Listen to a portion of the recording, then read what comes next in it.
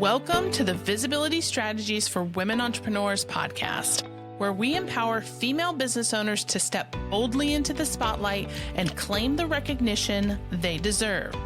I'm your host, Tori Barker. I'm passionate about helping women like you transform your visibility into tangible business success. Each week on this show, we'll dive deep into game-changing strategies, share inspiring success stories from women who've mastered their visibility, and offer practical, actionable advice you can implement immediately. Whether you're just starting your entrepreneurial journey, pivoting your business model, or ready to elevate your existing presence to new heights, you'll discover effective approaches to create exciting opportunities and expand your reach. So let's harness the power of strategic visibility and grow your business together. Welcome to the show. Welcome back to the show. Today, I'm super excited to have our guest, Heidi Weiland. Welcome to the show. How are you? Hi, Tori. Thank you so much for having me. I am excited to start my day with our conversation. Yeah, so let's introduce yourself. Tell us a little bit about who you are and what you do. Yeah, my business is Service with Soul, and I focus on helping sensitive solopreneurs to grow and scale their businesses from both a strategic perspective and an internal perspective. So I really believe that our body, mind, and spirit are the foundation for our businesses. So we include that in the growth strategy. And I have lots of fun ways that I do that. I think that's amazing because a lot of people, when they start businesses or are growing businesses, they don't think about that part of it. Yeah. And especially for somebody who's a little bit more sensitive or introverted, as an entrepreneur, that can become a challenge when they start their business because they don't feel aligned. And so being able to have somebody like you to help them, like, it's okay to be like this. This is how we do it. This is how you approach business. So I love that you incorporate that and have built your business around that. That's an amazing, amazing accomplishment. I'm excited to hear more. Yeah, and it's happened, of course, through my own journey of trying to do things in a way that, what we learn oftentimes as business owners is information from the people who are the loudest and Yeah. they're the flashiest. And so I've been through that process in multiple levels, multiple ways, and really it did not work very well for me, to put it mildly. And not just in terms of like the results were okay, but the way I felt in my business was horrible and unsustainable. So I think, yeah, like for me, it's really about how I feel in my business and how my clients feel in their business above any like financial numbers or external goals, really, because this is our life, right? This is Right. how we're spending our days. This is how we're contributing to the world. And I really believe that the more we can be aligned with who we actually are, not only does it feel better, but we actually have more capacity and impact. Yeah, absolutely. And you came from, was it a corporate background that you came from and then started your business? I have been an entrepreneur my whole life, but it was a tech firm. I had a tech agency, a web design agency, and the values and ways of working were pretty much corporate. I don't know. It's like it's just something in the air here in the United States of like, this is how you be productive. This is how you serve clients. I started off with I mean, I had a lot of like people pleasing tendencies too. So it was just like no boundaries. The client is always right. Say yes to everything. Wake up and like check your email and you're at the whim of your clients. And oh man. Yeah. Like people love that, right? They want to pay you money and you grow and you build your business on that style of being like, oh, like I tried to unwind it in a lot of different ways. And Yeah. there's yeah, yeah. Yeah, and you hit the nail on the head that our society has put this focus on hustle, right? The hustle culture. Yeah. and you run your business a certain way, and when when you do that and then you get to a point where you feel misaligned and just icky inside and burnt out or whatever, then you think that you failed or that you didn't do it right. And so I'd love if you talk a little bit more about that. Like, how do we overcome that, and how do we find a balance in who we are and what is our strong suits in growing a business, so we don't have to be in that hustle culture? Yeah, yeah, it is a process, a very creative process. I have found that, on like a basic level, we need to feel safe. That starts there, is that your nervous system needs to be cared for in a way that you can access like the best parts of you in your day to day and make good decisions. And so sometimes that looks like actually having a job, having some financial, it's like make sure you have your basic needs met so that you're not spending a lot of time trying to work through that. Because when you're stressed, when you're moving quickly, you're with urgency, with scarcity, that creates a lot of hustle because we're trying to get to that next point, and then we're looking outside ourselves for strategies for, okay, this worked for that person, like if I use bots in the DMs, that works. I can make $2,000 a month. They promised me that. I'll give that a Yeah. shot. I did that. Yeah. Um, and and so you end up choosing things, choosing strategies that are ultimately like probably not for you, probably not for you. Yeah. Some of them might be, and there is a process of experimentation, but when you can be in a place where your relationship with your business is more internally focused and figuring out, okay, say I'm an introvert, how do I but I'm great with one-on-one conversations. So how do I maximize that? Like what does that look like? And um, podcast interviews, coffee dates, and then okay, once I do that, then what happens? Do I schedule back to back or do I give myself space? It's like Yeah. very simple like that, but just that kind of approach is putting you first in the strategy, and then you do the thing and it starts working for you. It's sustainable, and that Hmm. grows your confidence, and then you can repeat and then build that in a different that take that approach in a different area and like slowly discover your way. And hopefully there'll be moments of hustle, but hopefully you're in a place where you're feeling like more empowered and like aligned with what you're Yeah. building. Yeah. And you help with a different approach to scaling. So how does that look different from your approach versus the traditional scaling? And you touched a little bit on it about there's seasons of, hustle and that sort of thing. But is there a specific like formula system that you use to Mm, strategize that scaling? yeah, I love that question. So oftentimes by the time we're ready to scale, we're feeling too much of something. We're either we have too many clients, it's like too many emails, like things are disorganized, or we don't have enough time to build out our that next platform or whatever it is. Yeah. So part of the process, so traditional scaling, it's like you set a goal, you make a plan, and then you kind of focus externally and decide on what, the software, if you're going to hire, and how you build your capacity to take on more work. But Yeah. oftentimes there's some internal blocking that is happening. Like your nervous system is like, okay, I've reached this point and I don't feel safe moving any further because it means I might need to let go of some like some clients that I was serving. It might mean I need to let go of an offer to create space. It might mean I need to be more visible in a way that I haven't been before.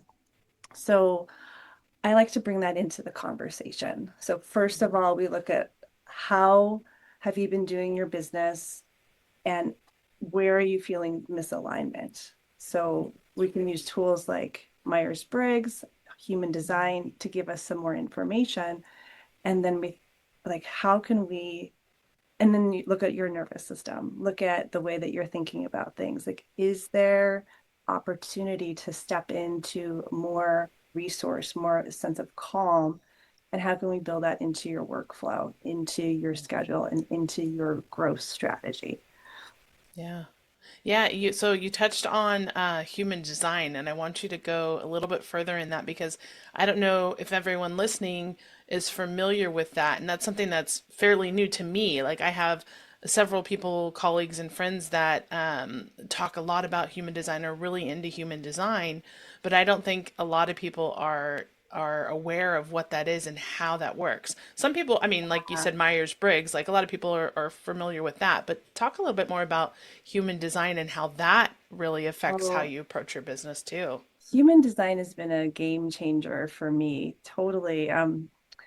It is so it provides a lot of information about how your energy flows and like starting from scratch, it's a system of understanding yourself and how you're designed, how you operate in the world.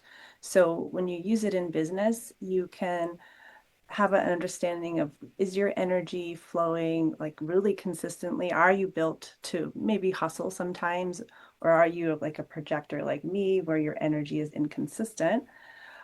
How do you make decisions? What I love about human design is it takes it out of your mind being the one responsible for like logically deciding the path to your body, to how you kind of sense what is right and what is like deeply aligned. I'm also a yoga teacher, so this all speaks my language. And so when you start to play with it, and there's a lot more, it's can be very, very, very deep, but just those two pieces, when you incorporate them into your business, it really changes how you make decisions and gives you permission to step out of the hustle culture and design your workflow in a different way.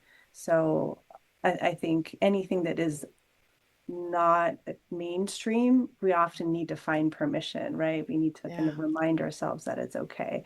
And it's been a very powerful system, I think, for a lot of people to do that. Yeah. And I think truly understanding who you are and how you work, right? Like your internal, subconscious, all these things that we don't even think about, you know, personality types, can really, once you understand that, can help you, approach your day differently, approach your business differently, and the success and that scaling becomes easier because now you really truly understand how it works for you specifically, not the person that you see over here Yeah. who's done it one way. And then it's almost like I mean, tying it into visibility, right? You have to understand internally who you are before you can show up and project yourself out to be visible. Because, visibility is huge for scaling and growth. You have to make yourself visible personally and internally, and then, externally, so people will want to Yes. work with you. Yeah. Yeah. It comes back to authenticity, is understanding yourself so that you can show up from that like deeply aligned, authentic self, which Yeah, is really what attracts people. Like right. be trying to be the robot, trying to be the next Tony Robbins, oftentimes like it just doesn't resonate very well. And speaking of visibility and communication, there's information in your chart with like like your centers, your throat center with your Mercury planet placement that all have information about how you can communicate that you can explore as well, which is really fun. Yeah. And this just came to me. So you focus on like the introverts and the sensitive sort of entrepreneur. And was that because that is aligned with who you are, or do you feel like that area of entrepreneurs need the most support? Or I just, That's a great question. I think both. The answer is both. I know for me, I felt oftentimes I would be in these amazing rooms that I'd pay a lot of money for Yeah. and feel like my perspective and my nervous system wasn't really addressed in the way that things were presented. And so it just didn't work. Right. And Yeah. I was not the only one. I felt like we were kind of in this corner. It's like, okay, we're the misfits over here. Um, and I hear that a lot of of sensitive people trying things and then kind of getting burnt and having to like have it's really existential like reflections that happen from that. So the more I can help people kind of um, what's the word like avoid that and start from a place or like start scaling from a place that really embraces who they are so they can avoid spending a lot of time kind of in a direction that's ultimately like not going to serve them totally. Like there's always learning that we get from these things, but Yeah. the better I think. And I think as we're shifting, I feel like in our culture and especially like the coaching culture, we really are shifting to a more like feminine energy, more intuitive base. There's there's more of us out there and Yeah. we need to support each other.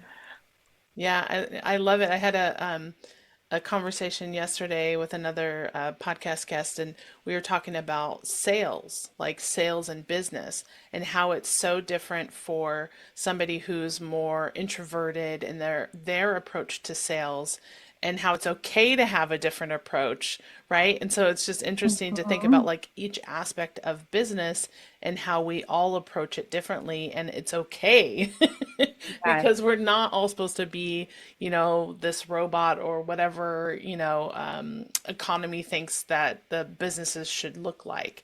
And that there's more of us out there who are like this than you think, who don't want to be the sleazy car salesman. And, sales don't have to be have that negative connotation. It can be more about a service, right? Reframing Mhm. Yeah. to you're providing a service and you're doing a disservice if you don't offer that your service to somebody who needs it or wants it and who can benefit from it. So it's Yeah. interesting to have these kind of similar conversations and everything align with be true to yourself and be authentic to who you are.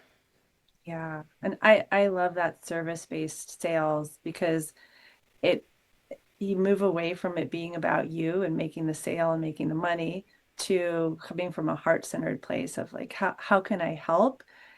And Absolutely. that energy is so different.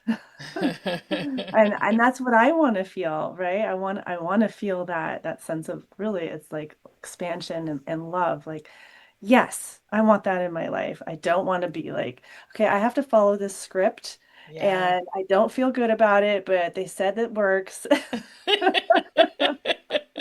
You're And then like, maybe I get a no. client and then they back out. Yeah. No. Never a good feeling for sure. Yeah. Yeah. So are there any daily practices that are helpful for people to, stay consistent in their confidence and stay aligned with, growth and success in a positive way?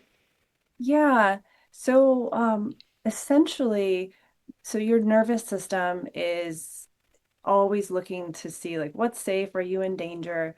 Sensitive people tend to have a more reactive nervous system. They kind of sense danger more acutely. And so it's really having awareness of your nervous system, which is a practice sometimes um, to get there, and then having just calming yourself down. And that can be 3 deep breaths in the morning before you start your work. Like as simple as that.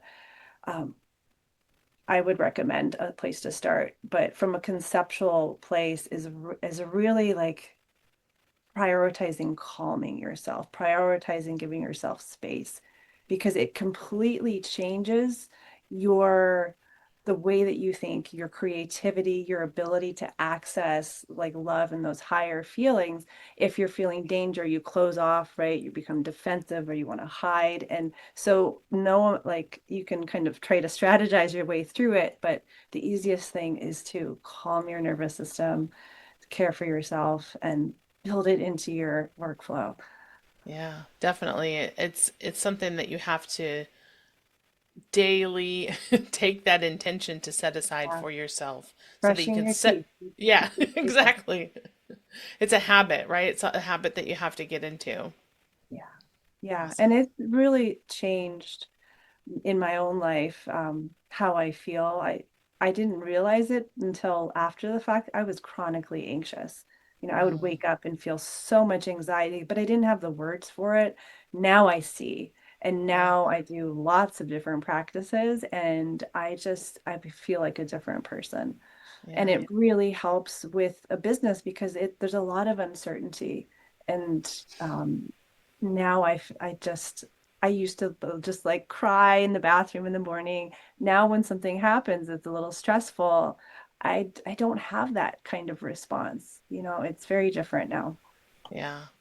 Well, I'd love to wrap this up. And I mean, that was great advice. Like, I feel like that was kind of like, this is the next step you need to take. But are there any other pieces of advice that you would give a female entrepreneur listening who needs to or wants to step into her own power, find her purpose in an authentic way? Mm, that's a really great question. Like, it's looking within. It really is giving yourself permission to prioritize that and do a deep dive, whether that's journaling or working with someone to help coach to help ask you the right questions to access it, or through spiritual connection, prayer, whatever resonates most for you. But that prioritizing that, and again, like building it into, I'm all about like, okay, let's build it into our days, build it into your weekly workflow, and allowing it to kind of unfurl naturally. Because as you move through your week, your month, you'll gather more information. You can play with what you discover and let it be a process that is like organic and at its own pace, and ultimately like believe, like soul deep belief that you are worthy and that the answers are there and they will reveal themselves with time. Oh, that's amazing. Heidi, it has been so wonderful talking to you. I feel like we could talk for like hours and just go deeper and deeper and deeper. You just have so much heart, and I just appreciate, your knowledge and your advice and the direction that you're, taking this support for women entrepreneurs and soulful, sensitive business owners. It's much needed in this world. Thank you so much for having me on your show, Tori, and for all the work you do to support women entrepreneurs. I think the more that we can support each other together, like it's powerful work and it feels good when we're doing it together. And if somebody wants to get in touch with you or learn more about what you have to offer, how can they reach out? Yeah, my website is servicewithsoul.co, as well as my Instagram. So I'll be starting Instagram lives. I'll probably already have them going by the time this launches, where we'll have little weekly nervous system resets to help you in your business that you can Love that. listen to and ground and then get to work. Amazing, amazing. I love that so much. So thank you again. It has been an honor and a pleasure to have you as a guest. Thanks, Tori.